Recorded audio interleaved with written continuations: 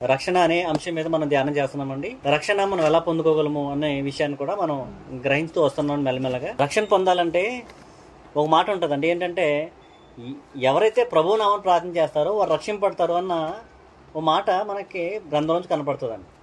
అపోస్తుల కార్యాలు 2వ అధ్యాయంలో 2:21 అండి. అప్పుడు ప్రభువు నామమును బట్టి ప్రార్థన చేయవారందరూ రక్షణ పొందుతారు అని దేవుడు చెప్పుచున్నాడు. అంటే ప్రభువు నామాన్న ప్రార్థన చేస్తే రక్షణ పొందేస్తారు అని దేవుడు చెప్తున్నాడు కదా.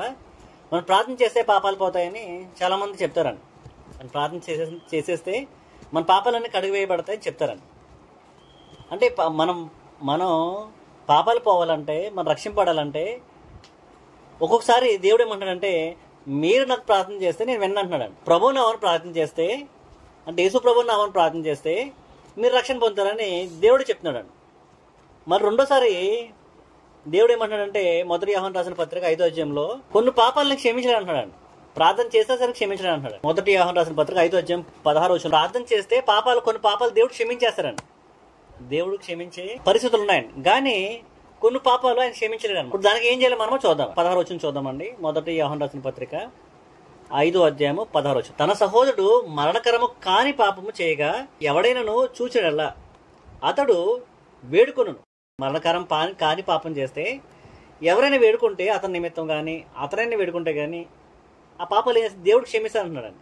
అతనిని బట్టి దేవుడు మరణకరము కాని పాపము చేయువానికి జీవం దయచేయండి అంటే వారు క్షమించి జీవాన్ని ఇస్తారనమాట. తర్వాత మళ్ళీ ఏమంటాడంటే, మరణకరమైన పాపము కలదు అంటే మరణకరమైన పాపం ఒకటి ఉంది, అట్టి దాన్ని గురించి వేడుకోని వల్ల నేను చెప్పట్లేదు. 2 రకాలైన పాపాలు ఉన్నాయి. ఒక పాపాలని చేస్తే నేను ఆ పాపాలు క్షమిస్తా, ప్రభువు నామమున ప్రార్థన చేస్తే ఆ పాపాలని క్షమిస్తా. కానీ మరణకరమైన పాపం ఒకటి ఉంది, అవి చేస్తే మరణిస్తారు, ఆ పాపాలు ఉన్నాయి, ఆ పాపాలు నేను క్షమించలేను. ఆ పాపాలు క్షమించకపోతే మరి దానికి రెమెడీ ఏంటండి? అంటే భూమి మీద మనిషి సర్వమానవాళ్ళకి అవకాశం ఉందండి, పాపాలు క్షమించుకోవటానికి అవకాశం ఉంది భూమి మీదే. మనిషి చచ్చిపోతే పాపాలు క్షమించబడే అవకాశం లేదండి మనిషి చచ్చిపోయిన తర్వాత. అందుకనే మనం బ్రతుకుండగానే మన పాపాలు కడుగు వేసుకోవాలి. దేవుడు ఏమన్నాడంటే, ప్రభువు నామమున ప్రార్థన చేస్తే రక్షిస్తా అంటున్నాడండి. కొన్ని పాపాలు మనం ప్రార్థన చేస్తే మనకు క్షమాపణ దొరుకుతుంది, కొన్ని పాపాలు మనం ప్రార్థన చేస్తే క్షమాపణ దొరకదండి. అందుకని కొన్నేళ్ళు ప్రార్థన చేస్తున్నాడండి. దేవుడు ఏం చేస్తాడండి, నీ పాపాలు క్షమించబడిపోయి వెళ్ళు అనాలండి. అంటే దేవుడి చేతిలో క్షమించమని దేవుడి చేతిలో ఉంది కాబట్టి దేవుడు క్షమించగలడండి. కానీ ఇక్కడ ఏమంటాడంటే, కొర్నేలుతో ఏమంటాడంటే, నువ్వు పేతురును పిలిపించుకో, పేతురును పిలిపించుకుని ఆ యొక్క విషయాలు ఏం చెప్తారు ఆ విషయాలు నువ్వు విని గ్రహించి పాపాలు క్షమించుకో అంటున్నాడు. 10వ అధ్యాయము మొదటి వచనం చూద్దాం. ఇటలీ పటాలమనబడిన పటాలంలో శాతాధిపతి అయిన కొర్నేలని భక్తి పడకుడు కైసరులో ఉండేది. అతడు తన ఇంట వారందరితో కూడా దేవుని యందు భయభక్తి గలబడి ఉండి ప్రజలకు బహుధర్మం చేయొచ్చు ఎల్లప్పుడూ దేవునికి ప్రార్థన చేయవాడు. ఎల్లప్పుడూ దేవుని ప్రార్థన చేస్తాడంట. ఎల్లప్పుడూ దేవుని ప్రార్థన చేసేవాడైతే పాపాలు క్షమించబడాలి కదండి. పాపాలు క్షమించబడాలి అంటే దేవుడు ఏం చేయాలండి, నీ పాపాలు క్షమించబడిపోయిన పోవాలండి. కానీ అక్కడ అంటలేదండి. అంటే కొన్ని విషయాలు ప్రార్థన చేస్తే నేను పాపాలు క్షమిస్తానంటాడు, జీవాన్ని ఇస్తానంటాడు మొదటి యోహాను రాసిన పత్రికలో. దాని తర్వాత ఏమన్నాడండి, కొన్ని విషయాలు ఉన్నాయి, మరణకరమైన పాపాలు ఉన్నాయి, వాటి నిమిత్తం ప్రార్థన చేస్తే నేను ప్రార్థన విన్నాం. దినమెల్లా ప్రార్థన చేస్తున్నామండి, నన్ను రక్షించు క్షమించు అని దినమెల్లా ప్రార్థన చేస్తున్నామండి. దేవుడు ఏమన్నాడంటే, కొన్ని హద్దులు ఉన్నాయా నీకు, నువ్వు తాగావా నీకు క్షమిస్తా, లేకపోతే నువ్వు తిరిగావా నీకు క్షమిస్తా, నువ్వు అబద్ధాలు ఆడవా క్షమిస్తా. కానీ మరణకరమైన పాపం ఒకటి ఉంది, ఆ మరణకరమైన పాపాన్ని నువ్వు తొలగించుకోవాలనుకుంటే, ఆ పాపాలు క్షమించబడాలంటే, నువ్వు రక్షణ పొందాలంటే నువ్వు చేయవలసింది ఏంటంటే అపోస్తులను పిలిపించుకోవాలి. ఎందుకంటే అధికారం అంతా వాళ్ళకి అప్పచెప్పేస్తాం మేము. తండ్రి దేవుడు యేసుక్రీస్తు వారికి అప్పచెప్పితే అధికారాన్ని, పాపాలు క్షమించే అధికారాన్ని యేసుక్రీస్తు వారు శిష్యులకు అప్పచెప్పారండి అపోస్తులకి. అపోస్తులు ఏం చేశారంట, ఆ పాపాలు క్షమించే అధికారాన్ని సువార్తలో పెట్టారంట.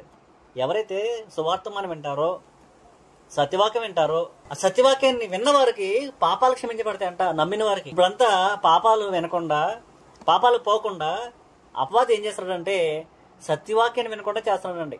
అంటే పాపమే కదండి. అపవాది చేసే పని ఏంటంటే మనుషుల్ని దేవుడికి ఎడబాటు చేయడమే. మేమందరూ కోటాను కోట్లు ఉన్నామండి భూమి మీద, క్రైస్తవులు అంటారండి. ఇప్పుడు కోటాను కోట్లు క్రైస్తవులు ఉన్నారండి, వాళ్ళందరూ దేవుడి పిల్లలు అంటే కానే కాదండి. ఎందుకంటే అపవాది వారిని చిక్కు పెట్టాడు అనమాట. ఎలా చిక్కు పెట్టాడంటే అబద్ధ బోధని ప్రవేశపెట్టి, దేవుడు చెప్పని మాటలు ప్రవేశపెట్టి, ఆ బోధని ప్రజల్లో మబ్బి చేసి ఏం చేస్తాడంటే మరణకరమైన పాపాలలోకి వాళ్ళు నెట్టేస్తున్నాడండి. ఇప్పుడు ఆ మరణకరమైన పాపం చేసిన వాళ్ళు చాలా మంది ఉన్నారండి. అంటే దేవుడు చెప్పనివి చేస్తూ, దేవుడు చెప్పినవి చేయకుండా వారు పాపాలు అధికంగా చేసుకుంటున్న వారు చాలా మంది ఉన్నారు భూమి మీద. ఇప్పుడు వాళ్ళు చేయవలసింది ఏంటంటే, వారు నిజంగా రక్షణ పొందాలంటే ఆ యొక్క మరణకరమైన పాపం నుంచి బయట రావాలి. బయట రావాలంటే దేవుడు ప్రార్థన చేస్తారండి. దేవుడికి దినవల్ల ప్రార్థన చేస్తున్నారండి, 7 వారాలు ప్రార్థన చేస్తున్నారండి, 40 దినాలు ప్రార్థన చేస్తున్నారండి, పొద్దున్న సాయంత్రం ప్రార్థన చేస్తున్నారండి, ఉపవాస ప్రార్థన చేస్తున్నారండి. ప్రార్థన విన్ను అంటున్నాడు. వాటి కోసం నువ్వు ప్రార్థన చేయొద్దు. నువ్వు చేయవలసింది ఏంటంటే, ఆ పాపాలు పోయి కూడా ఏర్పాటు ఉంది. ఏర్పాటు ఏంటంటే, నువ్వు అపోస్తల బోధ దగ్గరకు వెళ్ళాలి. అపోస్తలను పిలిపించుకోవాలని దూతను పంపించి కొర్నేలు కలగ చెప్పాడు. అలాగే నేడు కూడా కొత్త నిబంధన దగ్గరికి వెళ్ళాలన్నమాట. అందుకనే 11వ అధ్యాయం 14 వచనం చూసుకుంటే 11, 14 నీవును నీ ఇంటి వారందరూ ఏ మాటల వల్ల రక్షణ పొందుదురు అంటే, మాటల వల్ల రక్షణ ఉందండి. ఒకటి, ప్రార్థన చేస్తే పాపాలు పోయే ఒక విధానం ఉందండి. కొన్ని పాపాలు ఉన్నాయండి, అవి మరణకరమైన పాపాలు కాదు, అవి వాటిని దేవుడు కూడా క్షమించేస్తాడు. రెండోది ఏంటంటే, మరణకరమైన పాపం ఉంది. మరణకరమైన పాపం ఏంటంటే అబద్ధ బోధ, దేవుడు చెప్పని బోధ. ఉదాహరణకి ఏదైనా వరం ఉందండి. ఏదైనా వరంలో దేవుడు హవ్వ ఆదాముకి కొన్ని ఆజ్ఞలు ఇచ్చాడు. ఆజ్ఞలు, పండు తినొద్దని ఆజ్ఞ ఇచ్చాడండి. ఇప్పుడు మన పిల్లలు ఉన్నారండి, పిల్లలు మనకి వాళ్ళు చెప్పమండి పండు తినొద్దని చెప్పాం వాళ్ళకి. అంటే పండు తినటంలోనే తినబోవడం లేదు. యాపిల్ పండు ఉందండి ఉదాహరణకి, యాపిల్ పండు తినటంలో తినటం ఏమన్నా ఏమీ లేదనమాట. కానీ దేవుడు ఇచ్చిన ఆజ్ఞ అనమాట. ఆజ్ఞ అతిక్రమ పాపం అనమాట. అంటే దేవుడు చెప్పిన మాట జబదాటం వల్లే పాపం చేశారు. అంటే ఏం చేస్తుందంటే, అపవాది వచ్చి అక్కడ అబద్ధ బోధని ప్రచారం చేస్తున్నారు. వాడు ప్రారంభం నుంచి దుష్టుడు పని ఏంటంటే, అబద్ధ బోధని ప్రజల్లోకి తీసుకువెళ్ళి అబద్ధ బోధ ద్వారా దేవుడు చెప్పని విషయాలు చెబుతూ ప్రజల్ని మబ్బి చేసి దేవుడికి దూరపరచడమే వాడి యొక్క పన్నాగం. మొదటి నుంచి వాడు ప్లాన్, వాడి యొక్క పథకాలు ఇప్పటికే మారలేదండి. ఇప్పుడు కూడా దేవుడు చెప్పింది ఒకటి అయితే మనుషులు చేస్తుంది ఒకటి అనమాట. ఆనాడు హవ్వమ్మకి ఏం చెప్పిందండి, సర్పం వెళ్ళి ఏం చెప్పిందంటే, ఈ పండు తినొద్దన్నాడు ఆమె. అంటే పండు తినొద్దన్నాడు, అన్ని తినమన్నాడు. అంటే ఎందుకు తినొద్దన్నాడు అంటే, చచ్చిపోతారంట, మీరు చావరన్నదండి. అంటే అబద్ధ బోధ. దేవుడేమో చచ్చిపోతారని చెప్పినారండి. ఈ అపవాది చెప్తుందండి, అపవాది చావరంటదండి. అంటే ఒక విధంగా చూసుకుంటే వాళ్ళు పండు తిన్నారండి. పండు తిన్న తర్వాత ఏమయ్యారండి, పండు తిన్న తర్వాత నిజంగా చావలేదు వాళ్ళు. బౌద్ధికంగా చావలే. భౌతిక సంబంధమైన కళ్ళతో చూస్తే, పైపైన ఆలోచిస్తే వాళ్ళు నిజంగా చావలేదు కదా అనిపిస్తుందండి. కానీ ఆత్మ సంబంధంగా చూస్తే ఎడబాటు అయిపోయారండి. ఎడబాటు అంటే ఆత్మ సంబంధంగా చచ్చిపోయారు అనమాట. అపవాది చేసే పని అదనండి. అందుకనే మనం ఈనాడు కూడా అపవాది చేశారంటే, దేవుడు ఒకటి చెప్తానంటే ఆజ్ఞ ఇచ్చిన మనకి, ప్రజలు కూడా చేస్తున్నారండి. ఇప్పుడు ఆజ్ఞాతిక్రమం ఏంటంటే పాపం అంటారు.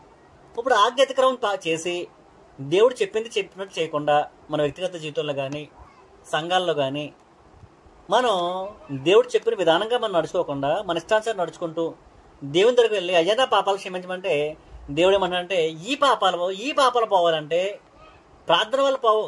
ఈ పాపాలు పోవాలంటే నువ్వు చేయాల్సిన పని ఇంకోటి ఉంది. ఏం పని అంటే, రక్షణ సువార్త వినాలి. దేవుడు ఎవరు తెలుసుకోవాలి, క్రీస్తు ఎవరు తెలుసుకోవాలి, వారి నీకోసం వారు ఏం చేశారో తెలుసుకోవాలి, ఆ సత్యవాక్యానికి లోబడాలి.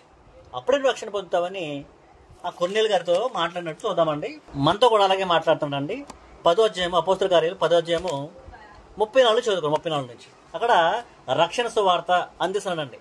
అంటే లోకమంతా అపవాదికి బందీలు అయిపోయి, లోకంలో ఉన్న సంఘాలన్నీ అపవాదికి బందీలు అయిపోయి పాపాలండి. వాళ్ళని ఏమనుకోకూడదు. మనం వారి విమోచన కోసం మనం ప్రార్థన చేయాలి. వారికి అర్థం అవడానికి, కనీసం సత్యాన్ని గ్రహించడానికి, ఆ మరణకరమైన పాపం నుంచి బయటకు వచ్చే అవకాశం ఇప్పటికే ఉంది. కాబట్టి వారికి ఈ వాక్యాలు బోధించాలి. విన్నవారు వింటారండి, గ్రహించే వాళ్ళు కలిగిన వారు గ్రహిస్తారండి. గ్రహించిన వారు గొప్ప అద్భుతమైన రక్షణ పొందుతారు. ఏంటంటే ఆ మరణకరమైన పాపం నుంచి విడుదల పొందుతారండి. ఏం చెప్తున్నారంట, ఆ దేవదూత వచ్చి నువ్వు పేతురు గారిని పిలిపించుకో, ఆ పేతురు గారు ఏవైతే విషయాలు చెప్తారో ఆ విషయాల వల్ల రక్షణ పొందుతామని కొర్నేలు గారితో చెప్తే, ఆ పేతురు గారు వచ్చి ఏం మాట్లాడుతున్నారంటే, 10వ అధ్యాయం 34 వచనం అండి, 34 చూద్దామండి. ఏం మాట్లాడుతున్నారు, రక్షణ సువార్త అనమాట. అబద్ధ బోధకి, నిజమైన బోధకి, దేవుడు చెప్పిన వాస్తవానికి, దేవుడు చెప్పని అసత్యానికి, దేవుడు చెప్పిన వాస్తవానికి మనుషులు లోబడక అపవాది చెప్పిన అవాస్తవానికి, అబద్ధానికి లోనైపోతున్నారండి. ఆ రక్షణ సువార్త ఏంటంటే 34 చదువుకోండి. దేవుడు పక్షపాతి కాడు, నిజంగా గ్రహించున్నాను. దేవుడు పక్షపాతి కాడని నిజంగా గ్రహించున్నాను. ప్రతి జనములోనూ ఆయనకు భయపడి నీతిగా నడుచుకుని వారిని ఆయన అంగీకరించును. అంటే ప్రతి జనంలోనూ నీతిగా నడుచుకున్నారా? నీతి అంటే ఏంటి అనుకున్నామండి? నీతికి దుర్నీతికి మనం తేడా చూసామండి. నీతి అంటే దేవుడి మాటకు లోబట్టం. అబ్రహాము దేవుడి మాట నమ్మేసి వాళ్ళ ఇల్లు వాకల్ని వాళ్ళ దేశాన్ని విడిచిపెట్టి దేవుడు చెప్పిన చోట వెళ్ళాడండి, నమ్మాడు, పని చేశాడండి. మనం కూడా దేవుడు చెప్పిన మాట నమ్మాలి, ఆ విధంగా పని చేయాలండి దేవుడు చెప్పిన ఆజ్ఞలు. అప్పుడు మనం ఏమవుతాం, నీతిమంతులు అవుతామంట. ఇంకేమంటారంటే 20:36 వచనంలో, యేసుక్రీస్తు అందరికీ ప్రభు, ఆయన ద్వారా దేవుడు సమాధానకరమైన సువార్తను ప్రకటించి ఇశ్రాయేలుకు పంపిన వర్తమానమును మీరెరుగుదురు. అంటే యేసుక్రీస్తు వారి ద్వారా తండ్రి వర్తమానం పంపించారంట, అది మీరు ఎరిగి ఉన్నారు.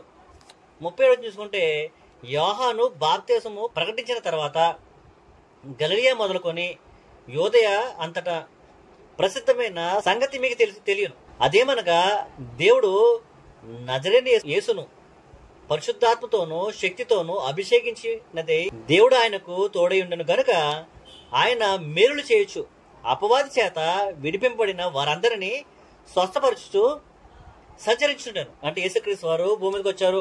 ఎలా వచ్చారంట? దేవుడు పంపిస్తే వచ్చాడంట. దేవుడు ఆయనకి అధికారం ఇచ్చి పంపిస్తే వచ్చాడంట. భూమి మీద పరిశుద్ధాత్మతో యేసుక్రీస్తు వారు అభిషేకించాడంట. ఇక్కడ ముగ్గురు కనిపిస్తున్నారన్నమాట. దేవుడు కనిపిస్తున్నాడండి, దేవుడు యేసుక్రీస్తును పంపించాడంట, యేసుక్రీస్తు వారి చేత అనేకమైన అద్భుతాలు కార్యాలు చేశాడంట, అపవాది చేత పీడిస్తున్న వాళ్ళు విడిపించాడంట. ఈ ముగ్గురిని మనకు అనుకోవాలన్నాడు. రక్షణ పొందాలంటే ఈ ముగ్గురు గురించి వ్యత్యాసం మనం తెలుసుకోవాలండి. ఇశ్రాయేలు ప్రజలకి ఈ ముగ్గురు గురించి తెలియకపోవటం వల్ల, లేకపోతే కొర్నేలు కానీ వారి కుటుంబం కానీ ఈ ముగ్గురు గురించి తెలియకపోవటం వల్ల, ఎవరెవరేంటి తెలియకపోవటం వల్ల నిత్యత్వం దూరం ఉన్నారంట. నిత్యత్వం దగ్గరికి వెళ్ళాలంటే యోహాను సువార్త 17:3 ఏమంటున్నాడు? అద్వితీయ సత్యదేవుడు అయిన నిన్నును నీవు పంపిన నీవు కుమారుని ఎరుటే నిత్యం. అంటే కుమారుని అడగాలి, అద్వితీయ సత్యదేవుడిని ఎరగాలండి, ఇద్దరిని ఎరగాలండి. అంటే ప్రపంచం వీళ్ళు ఎరగటంలో లోపమైందండి. ఎందుకు లోపమైందండి? అబద్ధ బోధ ప్రవేశించారు. ఈ బోధ అంటే ఈ సత్యాన్ని, ఈ వాస్తవాన్ని, దేవుడు ఎవరు, ఆయన కుమారుడు ఎవరు, పరిశుద్ధాత్మ ఎవరు, ఈ ముగ్గురు గురించి తెలుసుకోకుండా ఈ ముగ్గురు గురించి అబద్ధాన్ని మనం అపవాది చెప్పిన మాటలు మనం నమ్మేసి అబద్ధాలు నమ్మి మనం రక్షణ సందేశం వినకుండా ఎవరో చెప్పిన మాటలు విని, అబద్ధాలు చెప్పిన అపవాది చెప్పిన మాటలు విని మనం ప్రార్థన చేస్తాము, మన పాపాలు పోయినాయి అనుకుంటే అది తప్పు అనమాట. అంటే ఈ బోధన నమ్మాలి, దేవుడు నమ్మాలి, ఆయన పంపించిన కుమారుడు నమ్మాలి, ఆయన ద్వారా దేవుడు చేసిన కార్యాలు నమ్మాలండి. అప్పుడే మనకి రక్షణ వస్తుంది అన్న విషయాన్ని పేతురు గారు చెప్పగానే చెప్తున్నారండి. ఈ ముగ్గురిని వాళ్ళ ముగ్గురు ఎవరు ఏంటిని ఎవరెవరిని పంపించారన్న విషయాన్ని నమ్మకుండా మన రక్షణ పొందలేమండి. ఇది అపోస్తులు బోధండి. అపోస్తులు శిష్యులు ఎక్కడ బోధించినా తండ్రిని కుమారుని ఎలా బోధించారో మనం చూడాలండి, ఎలా పరిచయం చేశారో మనం చూడాలండి. వారి పరిచయాల్లో తేడాలు మనకు కనపడతాయి అనుకోండి. వారి పరిచయం చేస్తే మనకు ఒకలా పరిచయం చేస్తుంటే మనం గ్రహిస్తుంది ఒకలా గ్రహించామనుకోండి, మనం వాళ్ళు అర్థం చేసుకోవడంలో పొరపాటైంది కాబట్టి, తండ్రిని కుమారుని అర్థం చేసుకోవటం ఎరగటంలో పొరపాటైంది కాబట్టి నిత్యజీవం దూరం ఉంటున్నామండి, రక్షణ దూరం అయిపోతున్నామండి. మనం ప్రార్థన చేస్తే మన అబద్ధాలు ఆడామంటే అయిపోయినాయండి. మనం ప్రార్థన చేస్తే మనం దొంగతనం చేసామంటే అది పాపం క్షమించబడ్డదండి. కానీ మనం ప్రార్థన చేస్తే ఈ అబద్ధ బోధల నుంచి మనం బయటకు రాలేమండి. మనం దీన్ని లోపడాలండి. వెళ్ళి ఎలాగైతే కొర్నేలి పేతురు గారు చెప్పిన మాటకు లోపడ్డాడో వారిని వారి కుటుంబంతో రక్షణ పొందారో, అలాగే అబద్ధ బోధ కానీ దానికి ఇంతవరకు లోబడి ఉన్నామండి. తండ్రి కుమార పరిశుద్ధత ఒకటని, త్రియేక దేవుడని రకరకాలైన బోధలు భూమి మీద కనిపిస్తున్నాయండి. కానీ ఇక్కడ మనకు అర్థమైంది ఏంటంటే తండ్రి కుమారుని పంపించాడు, కుమారుణ్ణి తండ్రి అయిన దేవుడు పరిశుద్ధాత్మతో అభిషేకించాడు. ఈ సత్యాన్ని మీరు గ్రహించాలి. ఇంకేమన్నాడండి 39లో, ఆయన యూదుల దేశమందును యెరూషలేమునందును చేసిన వాటన్నిటికి మేము సాక్షులం. యేసుక్రీస్తు వారు ఏమేమైతే చేశారో అద్భుతాలు అవన్నిటిని మేము సాక్షులం అయ్యా అంటే అపోస్తులు సాక్ష్యం ఇస్తున్నారండి. సాక్ష్యం అంటే ఏంటంటే విట్నెస్ అనమాట. అంటే వారు చూస్తుందని చెప్పాలండి, చూడందని చెప్పలేమండి. చూడందని సాక్ష్యం ఎలా ఉంటామండి? ఒక మర్డర్ జరిగింది అనుకోండి, ఆ మర్డర్ జరిగింది ఎవరైతే చూసారో ఐ విట్నెస్ అంటారు, వాళ్ళే చెప్పగలుగుతారండి. అలాగే ఇక్కడ అపోస్తులు ఏం చేశారంట? వాళ్ళు కన్నులారు చూసారంట, అందుకని వాళ్ళు సాక్ష్యం చెప్తున్నారంట. మేము కన్నులారు చూసామన్నాడు పేతురు గారు, మేము చూసాము, వాటికి మేము సాక్షులం అన్నాడు. ఆయనను వారు మ్రారు మీద వేలాడేసి చంపేశారు. ఎవరినంట? యేసుక్రీస్తు వారిని, ఆయన చేసిన అద్భుతాలు, గొప్ప కార్యాలు, మహత్కార్యాలు, చూపించిన ప్రేమ కనుక మేము చూసాము. కానీ దుష్టులు ఏం చేశారంట? ఆయన మాను మీద వేలాడేసి చంపేశారంట. అప్పుడు ఏం చేశారంట? దేవుడు 40 వచనంలో దేవుడు ఆయనను 3వ దినం లేపిన. ఇది సత్యం అన్నమాట. ఇదే నమ్మాలని మనం. దేవుడు లేపాడు అన్న విషయాన్ని నమ్మాలి. దేవుడు లేపాడు అన్న విషయాన్ని చాలా మంది నమ్మలేకపోతున్నారండి.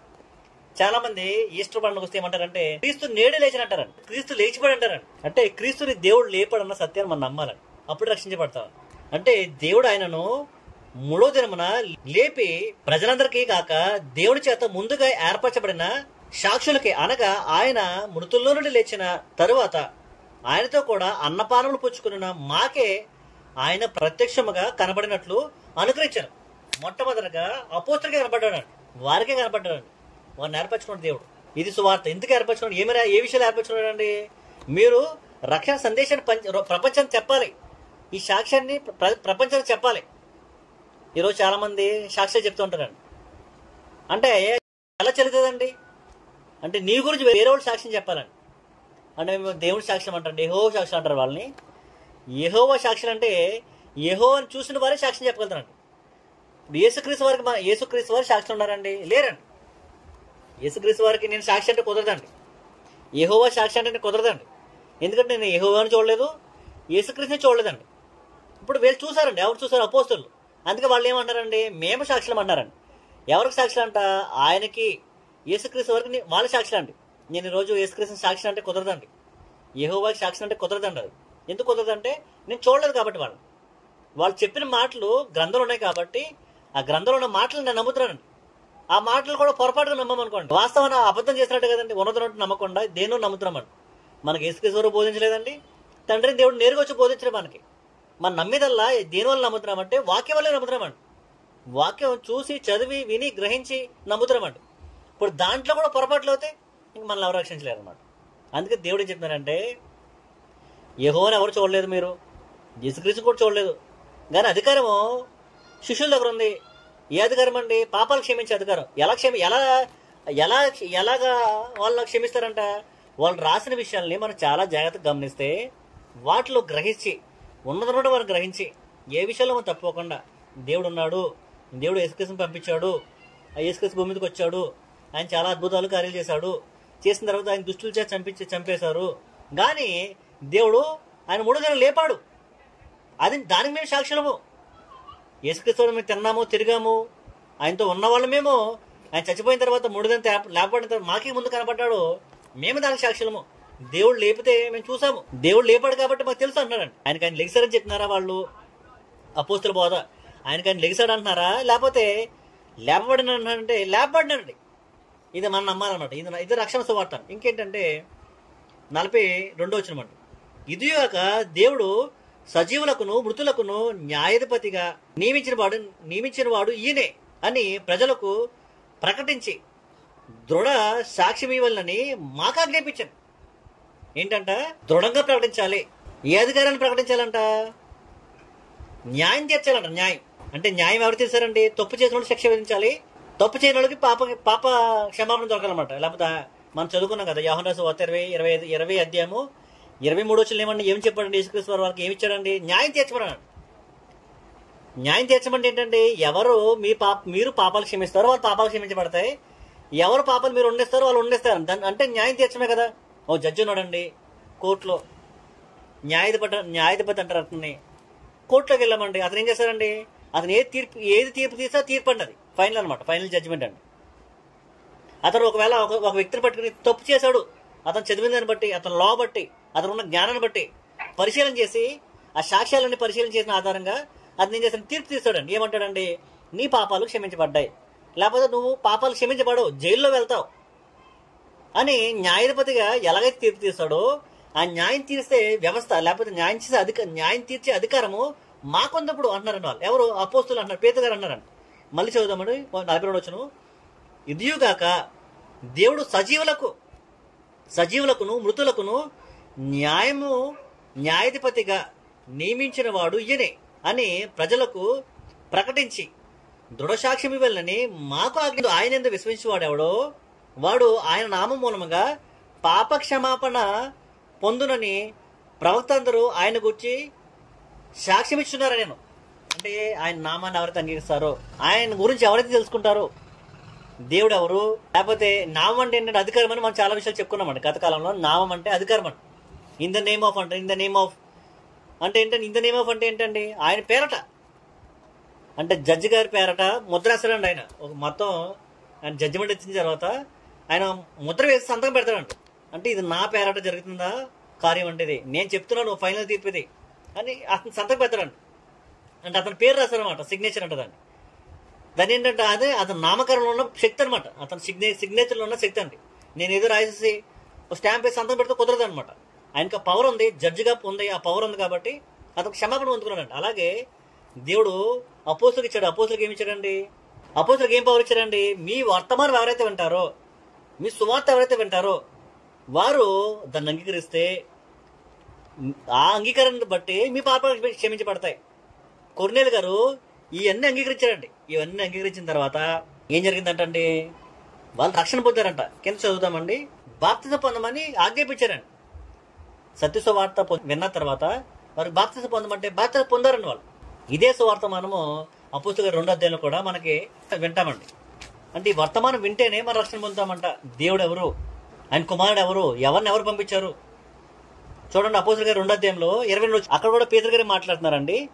పేతురు గారు మాట్లాడితే ఏమంటున్నారంటే 22 వచనమండి. ఇశ్రాయేలులారా ఈ మాట వినడి, దేవుడు నజరేయుడైన యేసు చేత అద్భుతములను మహత్కార్యములను సూచక్రియలను మీ మధ్య చేయించి ఆయన తన వలన మెప్పు పొందవలనగా మీకు కనుపరిచను. ఇది మీరు ఎరుగుదురు.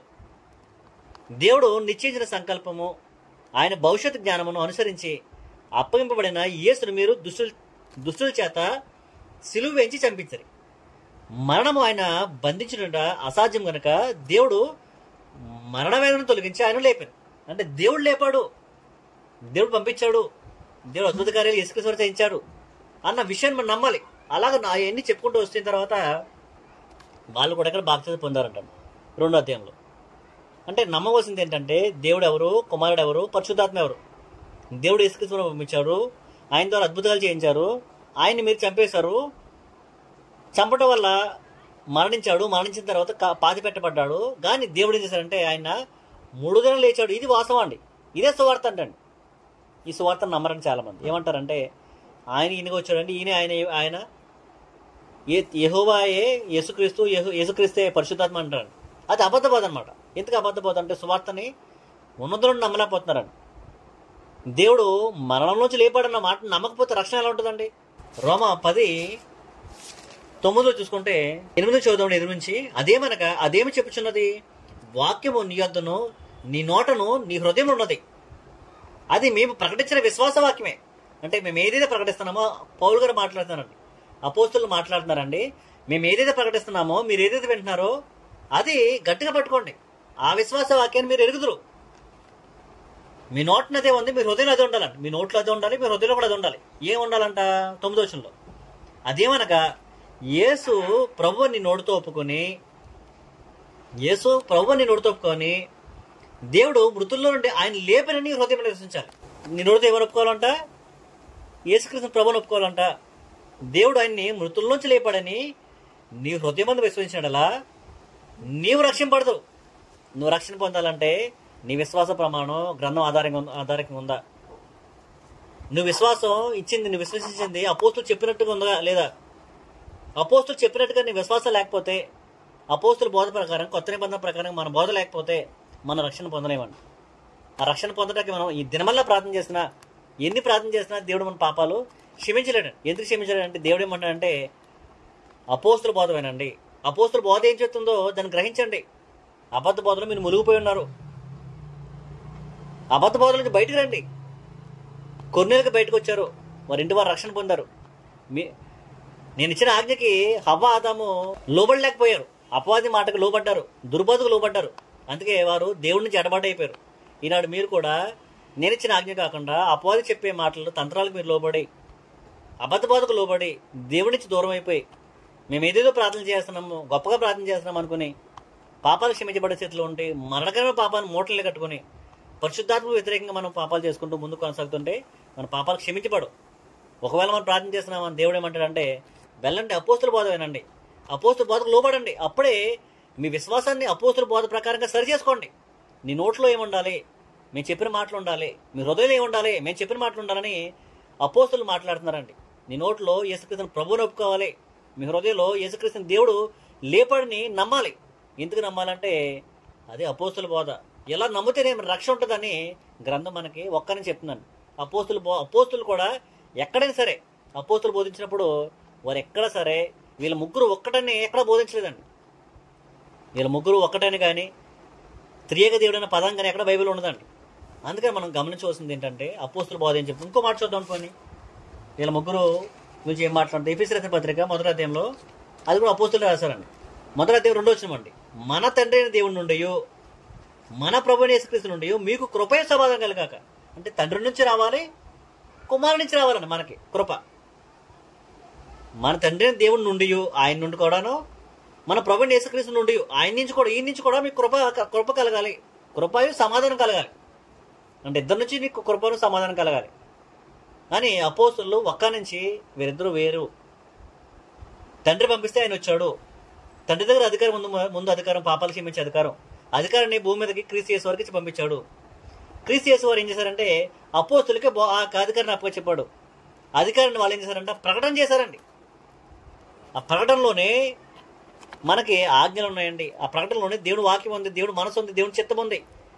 ఆ చిత్త ప్రకారంగా మనం చేయకుండా అపవాది వేసే ఎత్తుగళ్ళకి, వాడు పెట్టే దుర్బోధలకి మనం లోనైపోయి హవ్వ ఆదం చేసినట్లు మన పాపం చేయకుండా దేవుని దగ్గరికి వెళ్ళిన మనము అబద్ధ బోధల్ని విడిచిపెట్టి మరణకరమైన పాపం నుంచి బయటకు వచ్చి మనం మరణకరమైన పాపాలను క్షమించబడిన వారిగా, రక్షణ పొందిన వారిగా మనం అందరూ ఉండాలని ప్రభు వాక్యం సెలవిస్తుందండి. అపోస్తుల బోధ ఎలా సెలవిస్తుంది, అపోస్తులు ఎలా మాట్లాడుతున్నారు మనతోటి. అందుకని వారి మాటలు విని, దేవుని మాటలు విని మనం ఖచ్చితంగా రక్షణ పొందాలని, సంఘంలో చేర్చబడాలని, ఈ బోధ విన్న వాళ్ళే రక్షణ పొందిన వారినే యేసుక్రీస్తు వారు సంఘంలో చేశాడండి.